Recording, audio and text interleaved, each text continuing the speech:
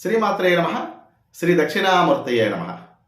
ఈరోజు అమ్మవారి యొక్క సహస్రనామాలలో 28వ నామం యొక్క విశిష్టతని తెలుసుకుందామండి. మందస్మిత ప్రభాపూర మజ్జత్ కామేశ మానస. ఇది అమ్మవారి యొక్క సహస్రనామాలలో 16 అక్షరాలు కలిగినటువంటి 28వ నామం. ఈ పేరుతో మనం అమ్మవారికి నమస్కారం చేసేటప్పుడు మందస్మిత ప్రభాపూర మజ్జత్ కామేశ మానసాయై నమః అని పలకాలి.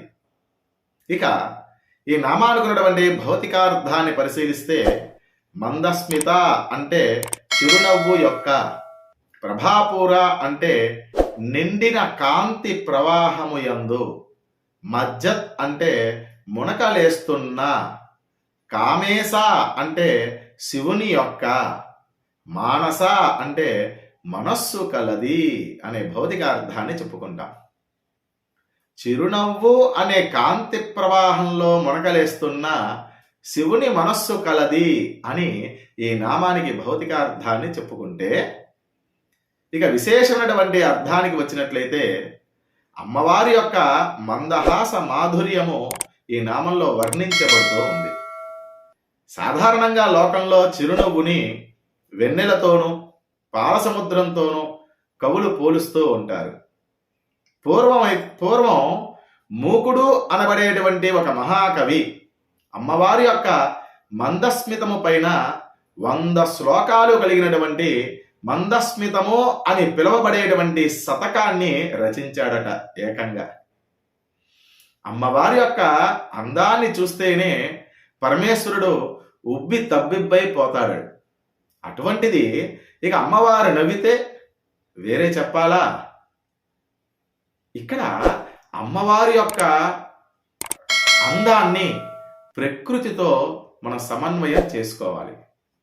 ప్రకృతి యొక్క అందాన్ని చూసి తట్టుకోలేక పరమేశ్వరుడు కన్ను కొడతాడట.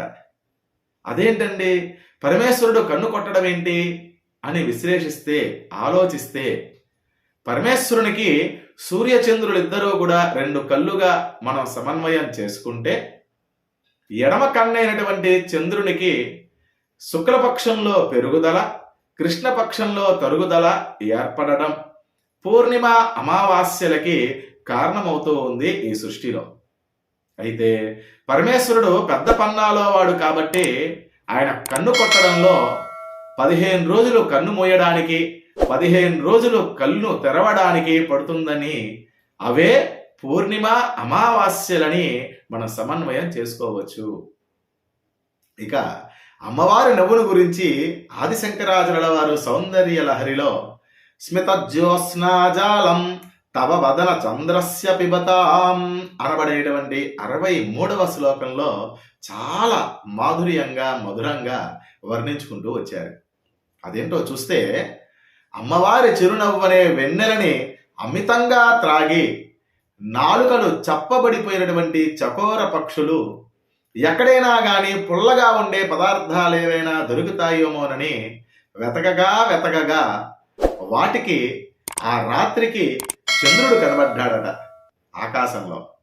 ఒక్కసారి ఆ చంద్రుని వెన్నెలను చూసి, ఆహా, ఇది పుల్లగా అన్నపు గంజివలే ఉన్నది, పర్వాలేదు, ఇక దీన్ని తాగి చెప్పబడినటువంటి మన నాలుకలని మామూలు స్థితికి తీసుకురావచ్చు అని భావించినటువంటి ఆ చకోర పక్షులు ప్రతిరోజు కూడా రాత్రి వేళ చంద్రుని యొక్క వెన్నెలని స్వేచ్ఛగా త్రాగుతాయట ఆ చకోర పక్షులు. చూడండి ఎంత అందంగా వర్ణించుకుంటూ వచ్చారో శంకర భగవత్పాదుల వారు అమ్మవారి యొక్క మందహాసాన్ని.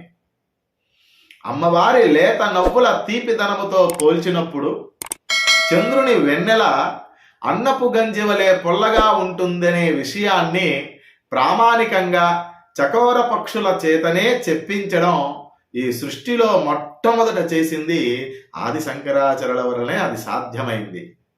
ఆ తర్వాతనే మిగతా కవులందరూ కూడా దాన్ని అనునయించారు, సమన్వయం చేసుకుంటూ వచ్చారు. స్వస్తి. మరొక నామ విశేషంతో మళ్ళీ కలుస్తాను. నమస్కారం.